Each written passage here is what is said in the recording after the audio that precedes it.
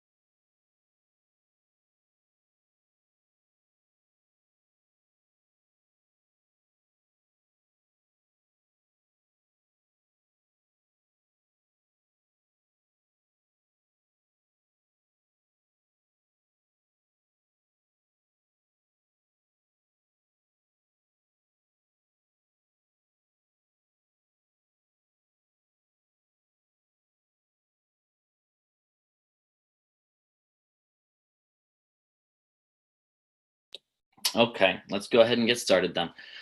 So thank you all for joining. So this is a new webinar topic that we didn't have last year. We got some feedback from some of you admins that said it'd be nice to have some common workflows and just go through the different processes of managing and maintaining your schedule.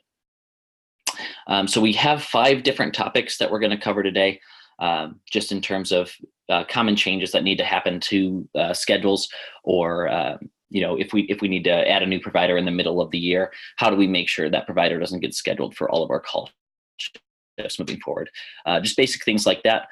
We do have a smaller group than we expected. So at the end of the time, if we have any questions, or if you want to see any other common workflows that maybe you experience on your end, feel free to use that Q&A session underneath the within the Zoom meeting. There should be a Q&A section under that little black bar from Zoom. So feel free to put any comments or questions in there throughout the presentation today. But I'm just going to dive into it right now. So starting with our first common workflow, which is going to be adding new providers. Okay. And so I'm going to go to my dashboard here. I'm in a test database, and I'm just going to go to administration and setup. So in this database, under our happy hospitalists here, we already have everything set up. So we have personnel, we have assignments in there, we have our rules, and we have published schedules already as well.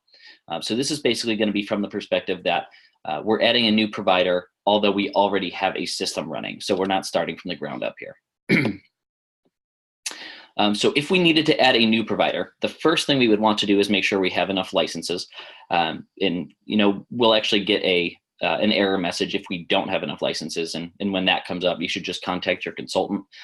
Say you would you would like to purchase an additional license, whether it's an optimized or guided, whatever the case is that you need, and we can get that set up for you to allow you to add in that new person. But there are a couple different methods of adding a person. If we take a look at our current setup, we have one personnel group for most people. We have a couple in here that have 2 personnel groups, and everyone's eligible for all 11 assignments. So if it's going to be somebody, if we're going to be adding a person that's going to be very similar to one of these providers, it makes a lot of sense to just click into any of them. So let's go into edit Clara Barton, for instance. So we have all of this information in here. And if we scroll down, we'll see the personnel groups that Clara Barton's a part of and all of the assignments that she is eligible for. Now, if we want to add a provider and don't want to go through and add personnel groups and eligibility for that provider, what we have is a save and clone tool. So if we say save and clone, it's going to clear out. We don't need a pager here.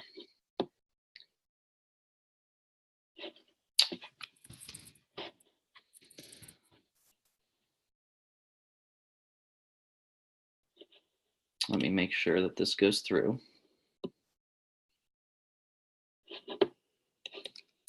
Probably because we have emailed the pager there. Sorry about that.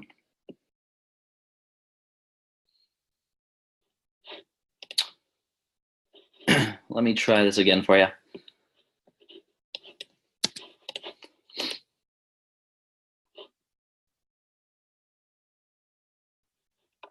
Okay, so it looks like our save and clone isn't working on this system right now. Let me try a different provider here.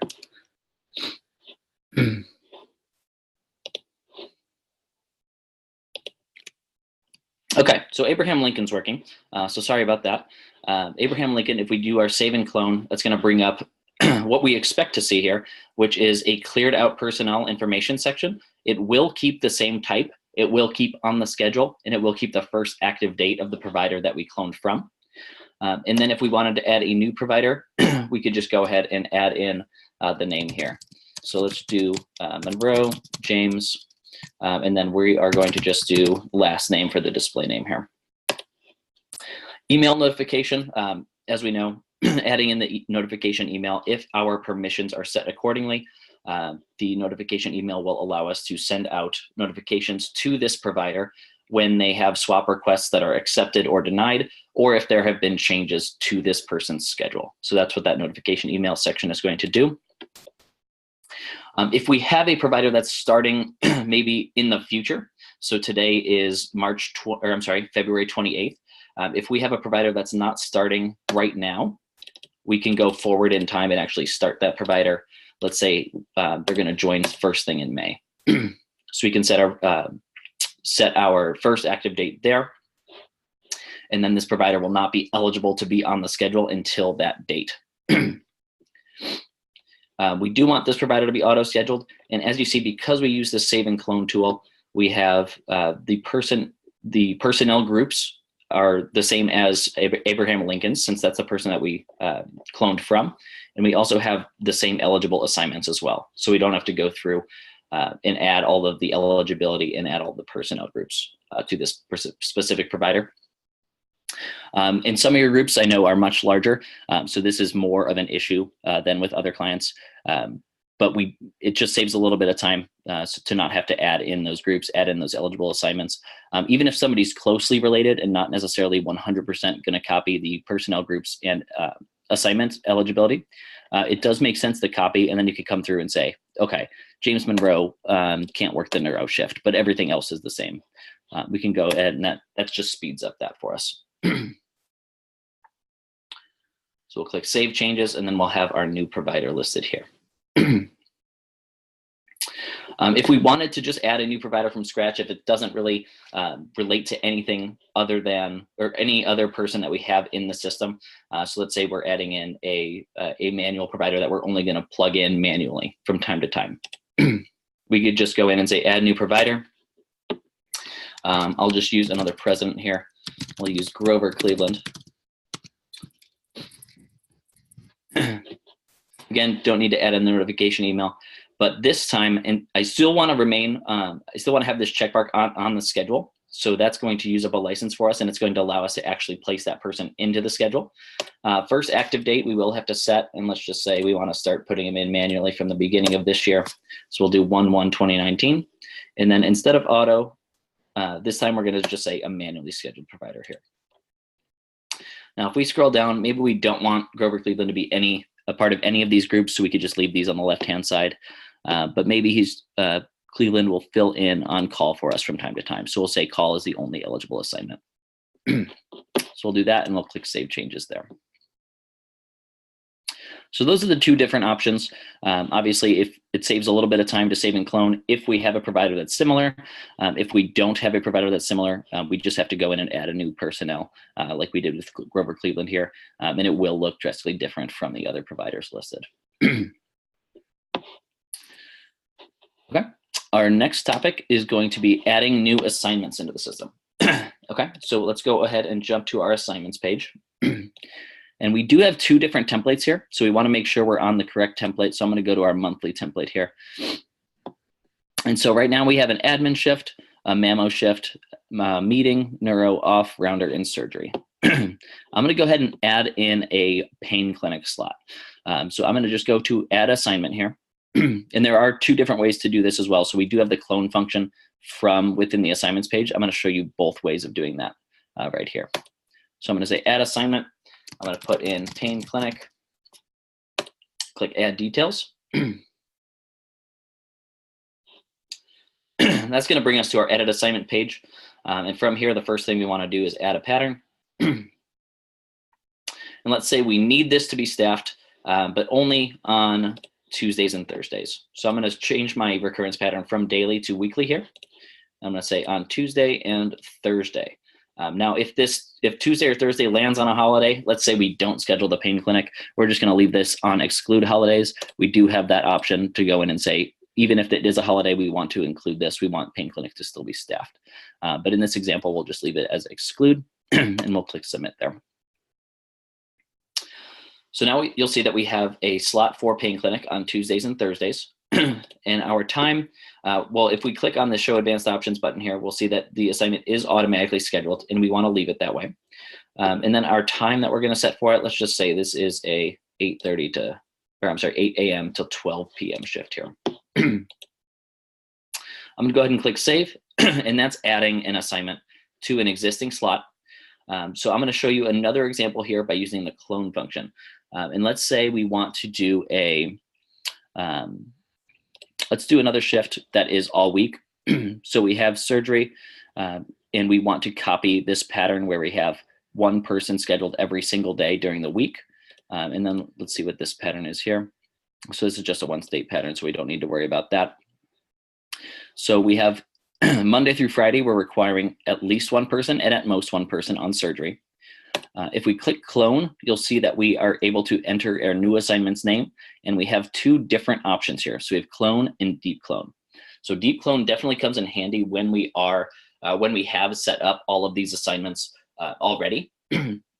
So clone, if we use the clone tool, that's just going to copy this pattern. So we'll create a new assignment specifically with this pattern set up. It will also copy our advanced options to show whether or not the assignment is auto-scheduled and what the time is for that assignment. If we use deep clone, it's going to take that a step further.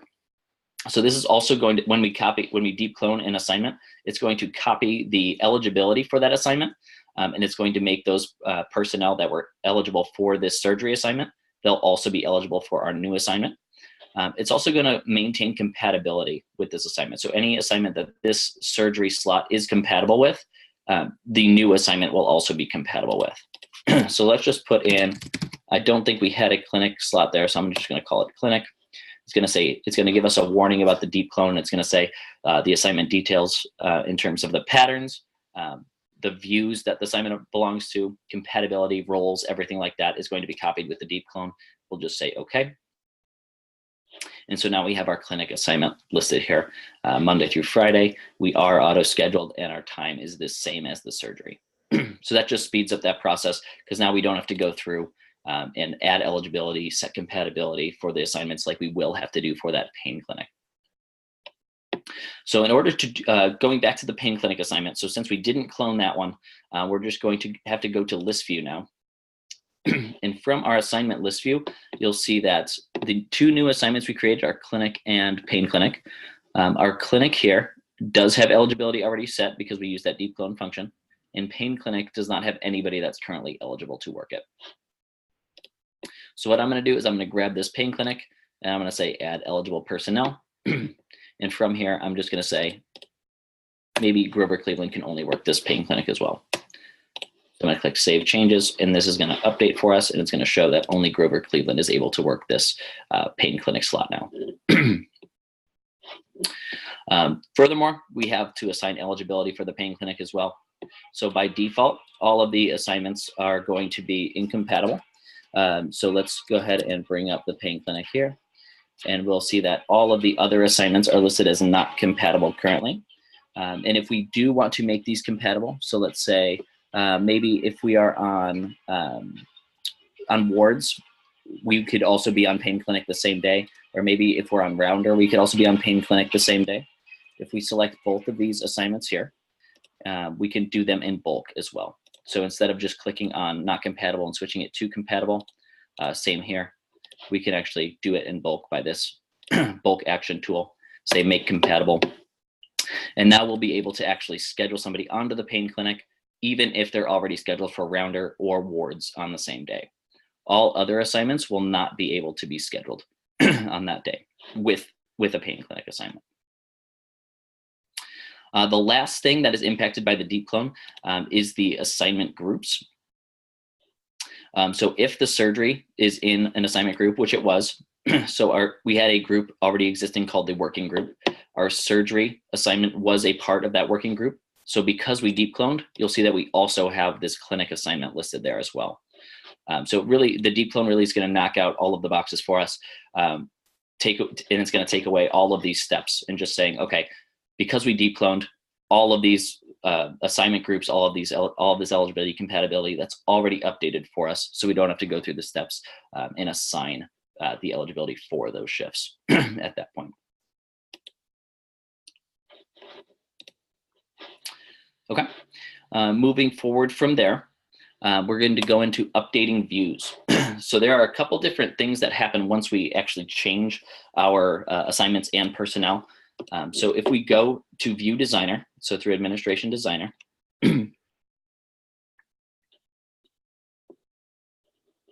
we have our views, which we know are made up of filters and themes. If we're going to be altering a view and we want to say what is actually included in the view, that's going to all take place in the filter.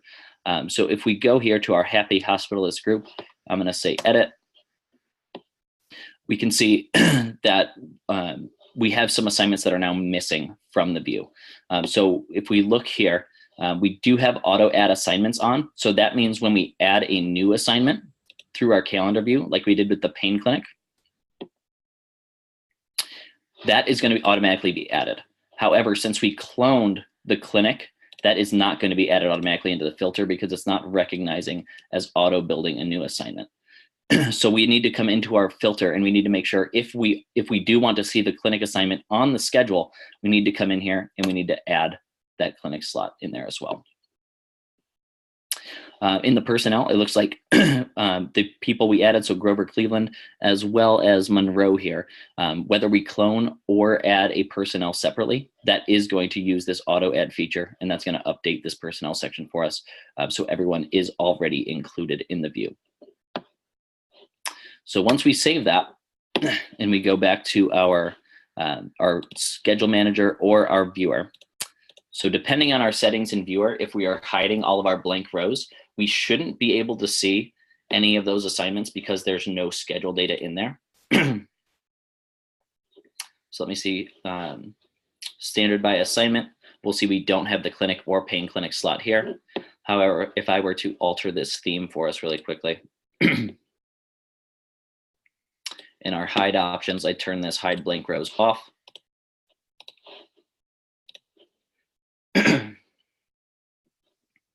Now we're able to see that we do have the pain clinic and clinic slots available. And you'll also notice that these two shifts here are located at the bottom. So whenever we add a new person or a new assignment into the group, if we want to make sure that these are appearing in an order that we like, we can go ahead and jump back into our filter here. And under our Customize tab, we'll be able to say, okay, our pain clinic, we want to show maybe just in alphabetical order. We can do alphabetical order for all of these here. So we can put in the clinic right after the call. So we got to make sure we go in and rearrange those. We'll also see that on the left-hand side, our order has changed as well. So Monroe and Cleveland are at the bottom. If we wanted to move them around, it would be the same thing where we would just click and use these arrow tools to move up and down. If we clicked on multiple providers at once, we would move them together. Okay.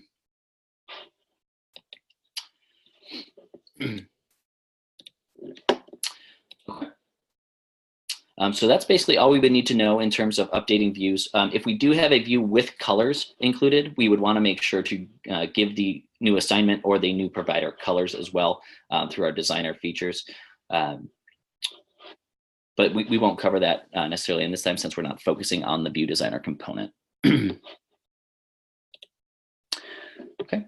Our next topic is going to be updating published schedules. So because we added in Grover Cleveland and James Monroe into our system, one of them was set for May. The other one was set for the beginning of this year. I think Grover Cleveland was set for the beginning of this year. That's going to allow us to actually go in and update schedules that are already published in order to put in Grover Cleveland. Maybe if Grover Cleveland has worked shifts and we just weren't counting that in Lightning Bolt, but now we want to go back and do that, we'll be able to actually add those in. So if we navigate to Administration and Schedule Manager, and let's just go into any of our monthly shifts here. Let's say, let's go into February.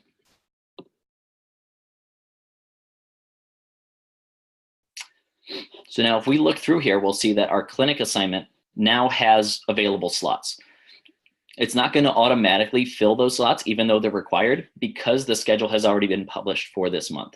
So moving forward, if we were to generate a new version of the schedule, this clinic assignment and the pain clinic assignment would automatically be staffed by any provider that's available to work it.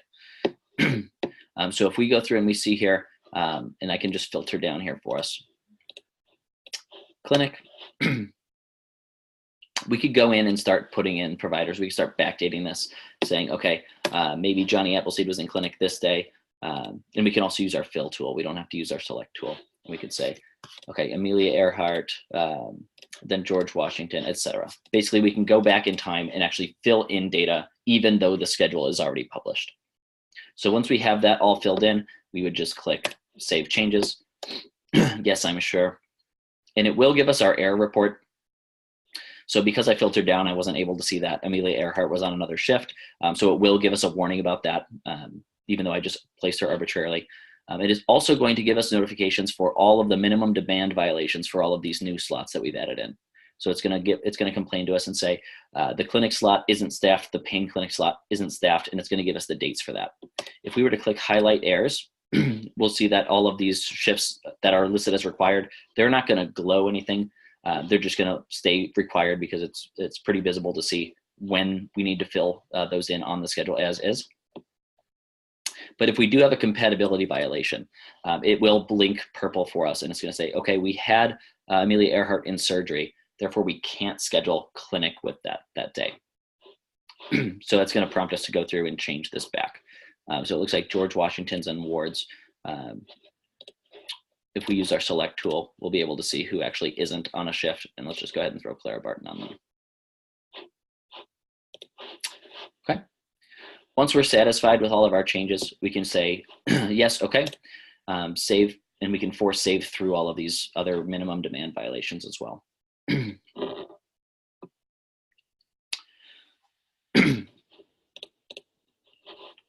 Okay, and that's going to save it for us. And now if we were to open up this February schedule within Viewer, all of our end users and everyone that has access to actually view the schedules will be able to see these shifts filled in. Now, these ones that are listed as required, they are not going to show up as required on the schedule. It's actually just going to be blank slots within Viewer. Same for the pain clinic. Because we didn't fill in any of these pain clinic slots, it's going to automatically filter those out if we have on that hide blank rows setting. Okay, and our last topic of today, before we get into questions, is going to be managing equalization. So this is one that comes up very, very frequently. So if we have a schedule published, so let me go to my schedules page here just to show you what we're working with. So right now we have our call schedule published out through October of 2019. And now if we add a new provider in and we're trying to equalize over the course of a year, if we have a new provider that's starting in May, all of the other providers that have already worked in the group from January until May will already have a significant advantage in terms of how many call shifts they have worked, or whatever shift we're trying to equalize for the sake of the example I'm going to use call. So now what we'll need to do to make sure that that provider doesn't get scheduled, hundreds of call shifts to try to, well, not hundreds, but a lot of call shifts to try to get caught up to the other providers, is we'll actually have to go in and modify our tallies that we are equalizing. So to do that, we're going to go to administration and setup. Go to our tallies section. And then we will see here that we have our call shift. So if we click into our call shift, and keep in mind, we must be equalizing this. We must have a rule or must be using the equalization function down here within the tally section in order to actually apply this trick. But if we are equalizing this particular tally, what we would come down here and do is we'd add in catch-up tallies. So we'll see that everyone has a catch-up tally value of 0 right now. Basically what this means is that they are, the system is looking at them on a clean slate. It's saying, okay, since the beginning of January 2019, for instance, everybody has a fair shot at getting call no matter what. Now that we added in Monroe, and we have Monroe starting on May 1st, what we'll want to do is run a report on how often other providers have been getting call shifts. And then that's the value we'll put in as a catch-up tally. And so what that's going to do is it's going to tell the system, okay, we need to consider Monroe as if they have been scheduled for this many call shifts, just so when we go to equalize, they don't get all of the remainder of the call shifts throughout the next schedule period. So to do that, we'll just go to View Reports. It's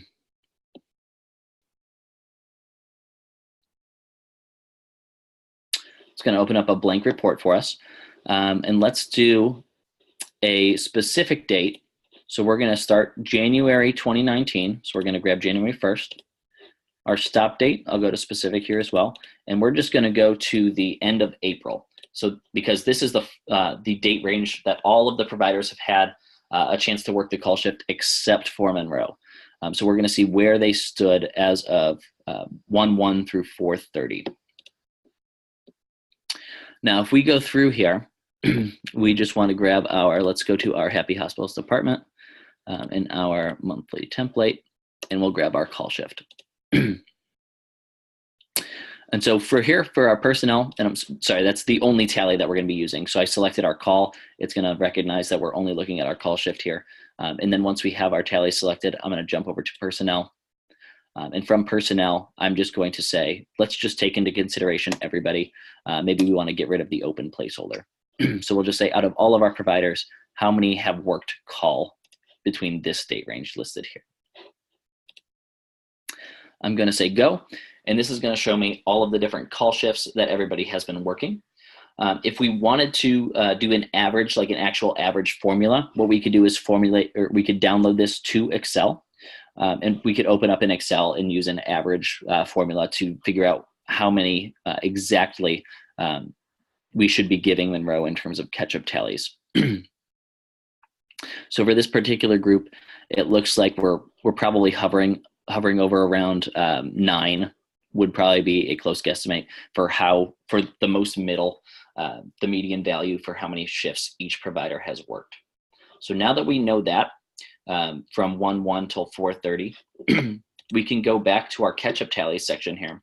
So under administration tallies, under our call shifts, and we can say, okay, for Monroe, let's say we're giving him 9 catch-up tallies. So now that when we equalize, the system will consider Monroe with the value of 9 here, so that he'll equalize accordingly. So people like Rosa Parks that have 12, Amelia Earhart and Susan B. Anthony who have 11, they should be less likely to get call, whereas John Adams should be more likely to get call on the future versions of the schedule. And then Monroe, once we add in 9, and let me actually just show you what that looks like here. I'll include our fictional tallies. And let me refresh here.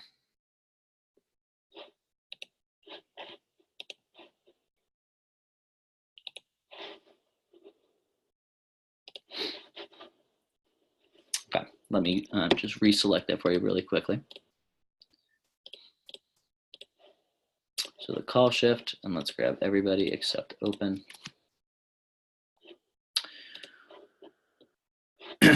Okay, so it looks like it hasn't refreshed quite yet. But when we regenerate that report, we should see that if we are including our fictional tallies between January 1st and April 30th,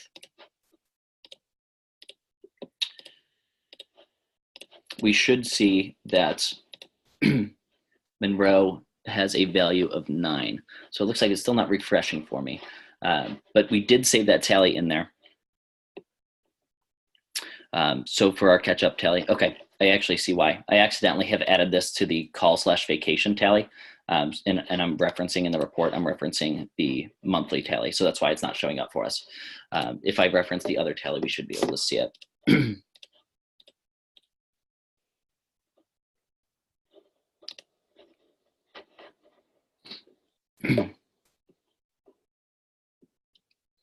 So from our new report, let's go ahead and grab these dates.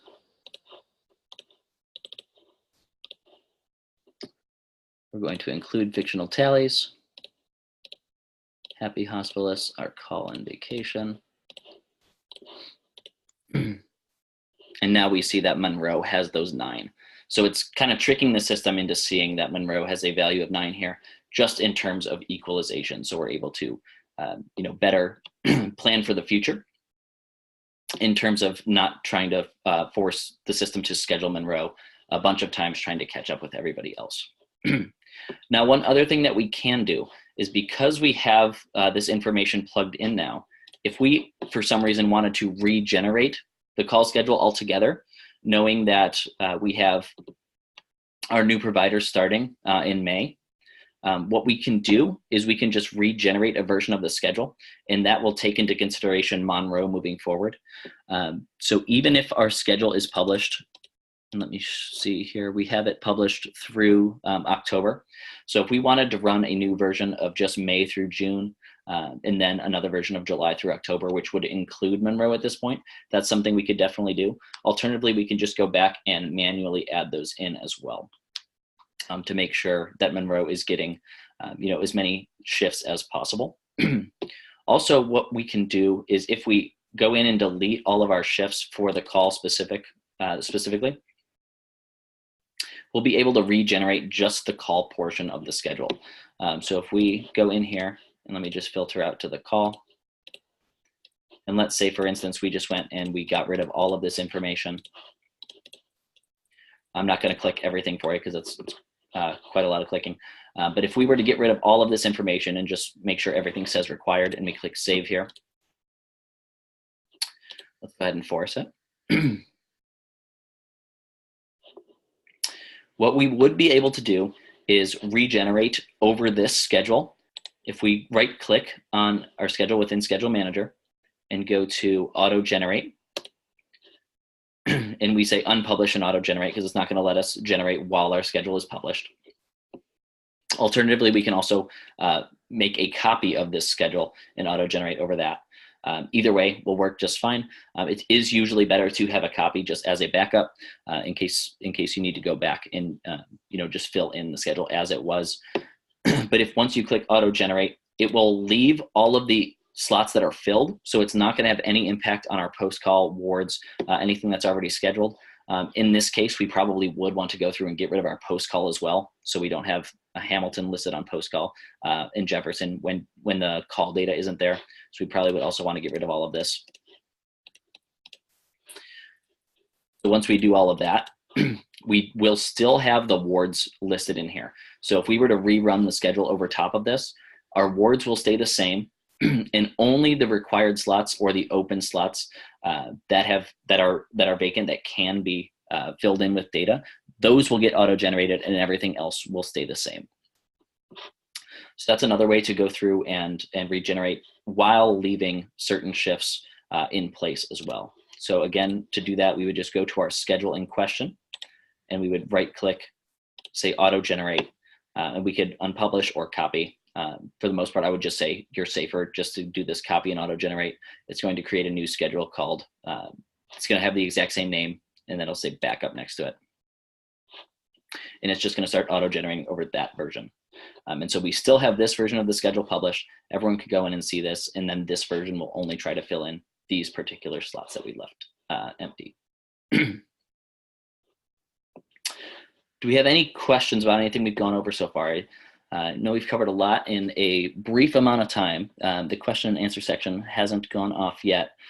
So if there's anything you'd like to see that's different, or you have any questions about any of the processes that I've covered already, please feel free to let me know in that section. I'd be happy to go over anything for you.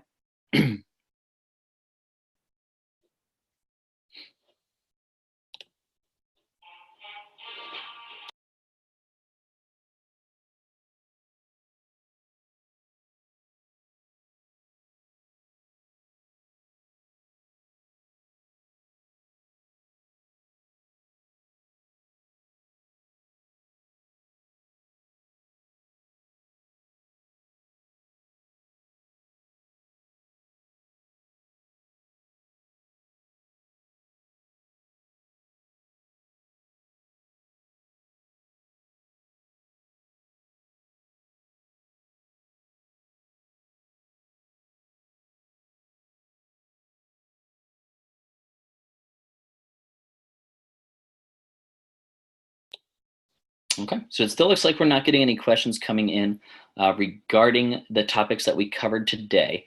Are there any obscure questions about the system in general that you'd like me to cover? We have about 20 more minutes on for today.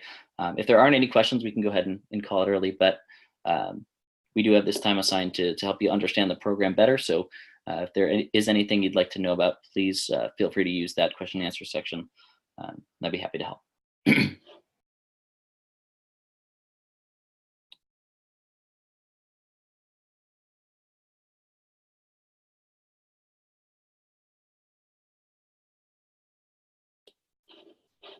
Okay, it looks like we just got a question plugged in here saying I'd love some tips on rules. So is there a particular, would you want me to just go through our whole rules list? We do have a full webinar session coming up soon that'll cover rules in depth, but I can go into a little bit about the rules right now if you'd like to do that.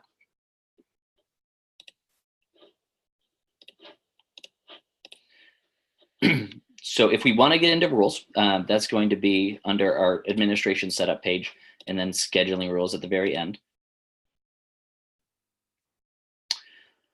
In our database here for our call vacation versus our monthly, we have two different templates. Each template is going to have different rules, and those rules can only apply to the assignments listed within those templates. So for example, if we look at our assignments page for monthly, we'll see that all of these assignments, including the pain clinic and clinic that we've just added, those will be eligible to have rules applied to them through our scheduling rules page. Whereas if we tried to do that from the call/vacation schedule, we wouldn't be able to actually do that. None of our rules could apply to those assignments because those assignments don't necessarily exist in this template. But let's go ahead and jump to the monthly then. And if we wanted to just go through rules, we would just click the Add New Rule button here. So from Administration Setup, Scheduling Rules. If we click Add New Rule, it's going to bring up an entire list of rules for us. So these are what we call our rule sentences. And they're basically just categorized by the function that they serve. So the first is going to be block scheduling for patient continuity. If we click on the header here, it's going to drop down with a list of 4 different rules. Now these rules do similar things but they are different based on the wording that's used. So we can have a specific person in a specific assignment work a block of X number of days in a row. So anything you see in blue here is something that can be changed by the system, or by you, I'm sorry. So if we were to click in here into this rule, we'd be able to select which personnel we're actually talking about. We'll be able to select which assignment we're talking about. And then we'll also be able to say, okay, this person works this clinic in blocks of, let's say we want him to work exactly 5 days in a row, so Monday through Friday. That's something that we could plug in here. Now, if this assignment doesn't exist on a holiday, for instance, and we have this rule set up the same way, this is going to actually serve as a break for us. So if our clinic doesn't exist on Wednesday, Wednesday's a holiday, and our clinic does not exist on holidays, if we put in this rule that says schedule Grover Cleveland in a clinic block of exactly 5 days in a row, that's going to break for us. So we would want to go in and do that a little bit differently with an advanced conditional. In advanced conditionals, we will cover in the other rules section, so I'm not going to get into those at this point. So if you are interested in learning a little bit more about those, I would definitely register and attend that session coming up. But if we have an assignment like call, for instance, which is worked even on holidays, we can write a rule like this that says Grover Cleveland works call exactly 5 days in a row. This doesn't necessarily specify if we want it Monday through Friday. This just basically means whenever Grover Cleveland starts call, he would work 5 days of call and then be off the next day.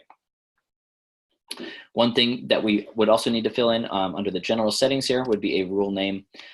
Typically, most consultants use a formula that is based off of a naming convention that is based off the person that we're referring to with the display name. And then we'll basically give a sentence describing the rule. So something like work call in blocks of 5. So something like that. Now from here, we would set our priority. And the reason priority is important is when we have conflicting rules, we want to make sure that our most important rules are taken into consideration a little bit more valuably than our lower priority rules. So if we were to set this as a maximum, for instance, and we had another rule that said, even if it was contradictory, and it said Cleveland works blocks of call in blocks of 3s, if we had that rule set as a medium priority, that rule should break every single time we generate a schedule, because we are trying to focus on this rule at a maximum priority, saying work call in blocks of 5. So it's just a way for the system to measure the weight of each rule and measure the importance of the rules that we're putting into place. So another question that just came in, what is the function of tags? So tags are used very, very sparingly. I actually don't work with anybody that does use these tags, but what we can do with them is just put in little notes. So if I were to say test note or something like that, that'll go in as a tag. And then if we were to save this rule, it makes it a little bit easier to search for. So if we turn on our filtered mode, we'd be able to search by different tags that we have here. So if we said test note, just like we put in, it'll filter out our rules just specifically to this this rule, because we added that tag in. So that's what the tags will do for us.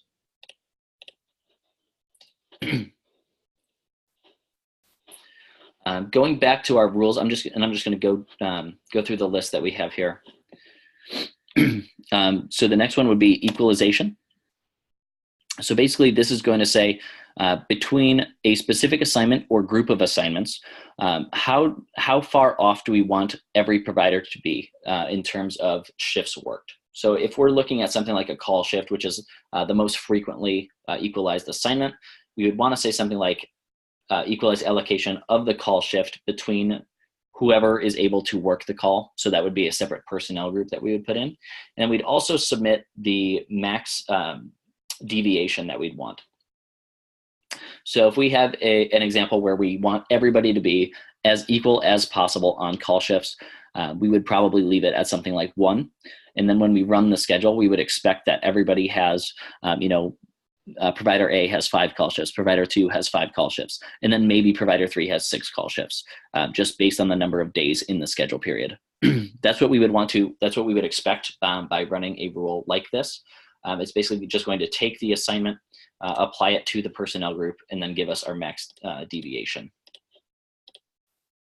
So specifically call, and then we'll say between all providers here. So that's where our groups come in. Again, we'd have to give this rule a name and give it a priority as well. Our next rule is going to be minimum maximum values. So if we are looking at a specific time horizon, whether that's a certain number of days in a row, the entire schedule period, or one specific month, if you're not running monthly schedules, we'll be able to go through and say, for each person listed here, maybe they can work only 3 times in a 7-day stretch on the MAMO assignment. So just another way to kind of space that out. That's what we would want to do with this particular min-max rule. Min-max rules that are used more frequently would probably be rules like this, that say between any person or group of people, we want to say we would work the call shift at most 3 times per schedule period. So whatever our schedule period is, whether that be a month, whether it be 3 months, whether it be a full year, this rule is going to try to limit the number of call shifts worked by each provider in this group to the value that we set here. So in this case, 3.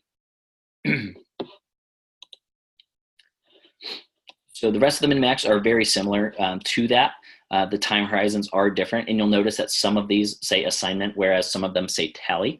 The reason we have them separated is because within tallies, we're able to narrow down an assignment based on the day that it's worked. So for instance, if we have our call shift and we used this particular rule, this would apply to every day that the call shift is eligible to be scheduled. However, if we made a tally and only had the tally counting on Fridays, Saturdays, and Sundays, we could say for the call shifts specifically on Friday, Saturday, and Sunday, we want to limit that those shifts worked to a certain value per schedule period as well. So it's just another additional level of granularity that we're able to provide with the tally instead of the assignment. As we go through, you'll see that most of the rules are very similar, except for the time horizons change here. So we have, first day of the month till the last day of every month or something like that. We have on a work week basis, so Monday through Friday, how many times can you work a shift, etc. The next section that we get into are related/linked and spacing between work assignments. And these directly contradict one another. So this is related/linked is going to say, based on the fact that somebody is scheduled on this assignment, what should happen because of that? So these are going to be our classic if-thens. So when a person is scheduled for call, then they must work maybe the meeting the same day, whatever the case may be. Or if they're on clinic, maybe they also work pain clinic the same day. And we just have a bunch of different use cases to see if we want to specify on a specific day. So maybe we only want to work clinic and pain clinic on the same day. If it's a Wednesday, that's something we could accomplish with this rule here. For a couple of the other ones, we have just different levels of days. So if we want to say, instead of the same day, we want to say, if you're on call, you must work post-call the next day. This would be a rule type that you would use for that. And as we go down through here, you'll just see that we do add in those levels of granularity as we go. So instead of the next day, we can say X days later. So maybe if you work Monday, you should get Friday off or something like that. That's something that we could add in with this rule here. We would just specify Monday and then say must work assignment post call or whatever the case may be, or an off shift. And that would be 5 days later to say Monday to Friday. Spacing is going to be kind of similar, except for we are preventing something from happening rather than forcing something to happen. So if we grab a specific person and a specific assignment, we will be able to say, if you work a call, you can't work a call the next day, for instance. So maybe you don't get a post call, but you're not supposed to work back-to-back calls. That's something that we can accomplish with our spacing rules here. We would just put in our provider's name, the call assignment here, and then we'd also put the call assignment over here as well. Same kind of thing with related/linked. If we go down the list here, we'll be able to add different levels of granularity to that rule, specifying, okay, maybe you can work back-to-back calls, but not Friday to Saturday. That's something that we could put in here by having the date picker included as well. The next level is going to be staffing level rules. So these are a little bit different than our min-max in the sense that Min-max does not aggregate personnel, whereas staffing levels do aggregate personnel. And what I mean by that is if we were to put in a personnel group in here and we said, you know, everybody group works the call assignment at most 2 times per scheduling period, that's going to say each person in that group can work at most 2 times per scheduling period. If we go to a staffing level rule and we do something like schedule personnel from the everybody group at most 2 times on this assignment on Monday, for instance, that's going to say at most 2 people from the group. So instead of saying each person in the group, this is taking the group as a whole and saying only 2 people out of that group can work these specific shifts.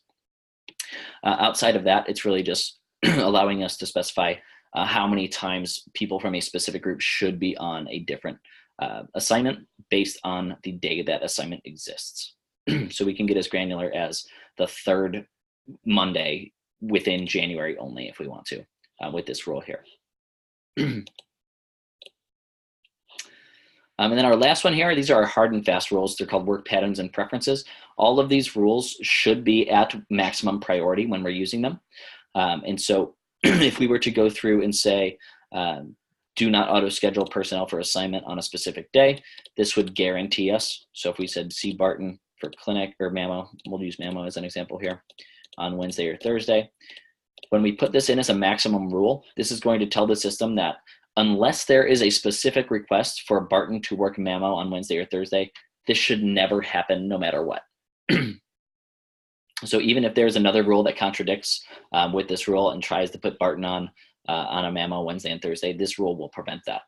So this rule really takes initiative over any other rule there. The other side of that is we have a schedule rule. So instead of do not auto schedule, we're basically just forcing somebody in. So again, because this is a work patterns and preferences, we want to make sure that this is set at maximum priority. Our personnel value here would be anything between a group or a specific provider. Again, within our assignment, we can also do a group here as well. I'm just going to pick a singular assignment and say surgery. And let's say Abraham Lincoln's surgery day is always on Friday. So we'll do that, save it just like that. And we'll say schedule Abraham Lincoln for surgery every Friday. As long as this is a maximum rule, it's going to force Abraham Lincoln onto surgery unless there is a request for another shift or Abraham Lincoln is on vacation or something like that. In any other circumstance, this rule will overpower any other rule that we have set up that is not listed as a work patterns or preference. Workload distribution are very rarely used, but it does allow us to kind of approximate how often somebody should be in a group of shifts. So if we were to say, if we were to use a tally that says, you know, all of our shifts are listed here, and then we have a second tally that says that's just a subset of that, we would be able to go into a rule like this one and say, out of all of the assignments in tally region 1, and for, let's just say, for instance, this is every shift that we have here, a specific person is we can say they want to work between 35 and 40% of their total shifts within a specific shift, like maybe call or clinic. Maybe they want to be in clinic 35 to 40% of the time that they're working any shift. And this would be a rule type that we could use to accomplish that. So those are the rules in a nutshell. I know I went through those pretty quickly as well due to our limited time. Again, we will have a full session on rules. We'll get into these advanced triggers / actions as well. And that's going to be led by John.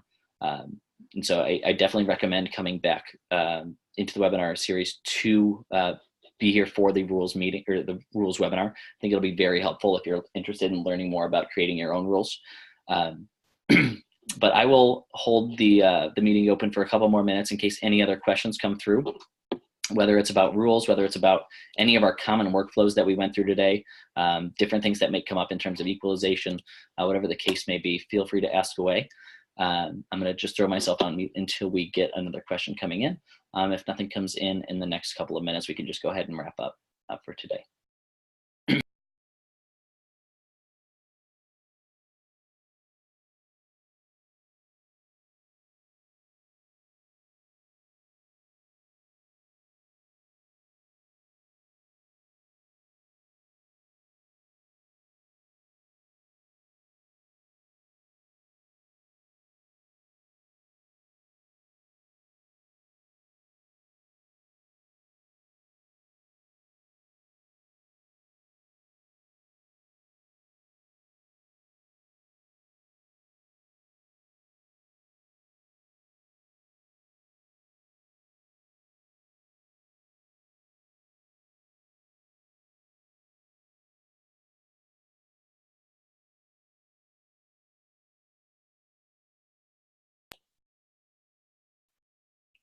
Okay, it doesn't look like we have any more questions coming in.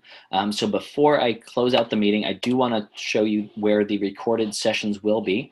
So if you want to revisit this particular webinar to learn if you have any of these situations come up and you want to just get a little refresher on how the process works, or if you want to go through and view last week's webinar, which was mainly geared towards providers.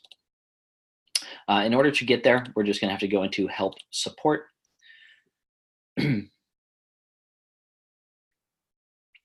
And this is going to bring us to our support page where we have a whole bunch of different folders for different help documents. If we go into our webinar recording section, that's where all of our webinars will be. You'll see that we have our webinars from last year included here. That's going to be 1 through 10. We also have the mobile app demo in here as well. We also do have a recording for last week's as well. That should be added in here shortly.